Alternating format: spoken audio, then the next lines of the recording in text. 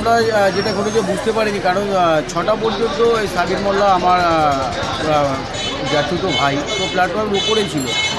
তো তারপরে যেটা খবর পাই যে এই মেয়েটি ওকে ফোন করে এবং ও রেল প্ল্যাটফর্ম ছেড়ে ওই লালপুরের কাছাকাছি চলে যায়। তারপরে যেটা জানতে পারি যে মেয়েটির সাথে রেল লাইনের উপরে দাঁড়িয়েছিল দুজনে, এবং সেখানে ড্রাইভারের কাছ থেকে যেটা সমর্থিত সূত্রে খবর পাই আমরা ড্রাইভারের কাছ একটা লেভেল থেকে, যে রেল লাইনের ট্র্যাকের উপরে দুজনেই ছিল এবং মেয়েটি কিছুটা ওকে ব্ল্যাকমেল করার চেষ্টা করছিল, রেলে কাটার চেষ্টা করছিল।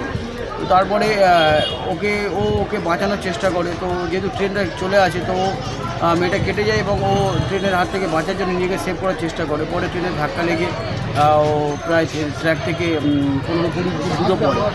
ট্রেন দুর্ঘটনায় মৃত্যু বলে আমাদের প্রাথমিক অনুমান। তো ঘটনা সত্যি আমাদের পরিবারের একজন সদস্যকে আমরা হারিয়েছি। এটা নিশ্চয়ই আমরা প্রথমে অন্য কিছু ভেবেছিলাম, কিন্তু পরবর্তী ক্ষেত্রে যেটা দেখলাম বডি তোলার পরে মেয়েটির এই সাথে দেখা বা মেয়েটির কোনো একটা প্রলোভনে হোক বা কিছু একটা ঘটনা আছে। সেই ঘটনা থেকে পুলিশের প্রতি আমাদের পূর্ণ আস্থা আছে। মোবাইল টাওয়ার লোকেশন ট্র্যাক করলে নিশ্চিত ধরে ফেলবে যে কে বা কারা ওখানে ওকে ডাকলো। তবে যেটা প্রাথমিক অনুমান সেটা পুলিশের কাছ থেকে আমরা যেটা বুঝতে পারছি হয়তো ট্রেন দুর্ঘটনাই হতে পারে। তবে এর পিছনে কিছু একটা রহস্য থাকতে পারে।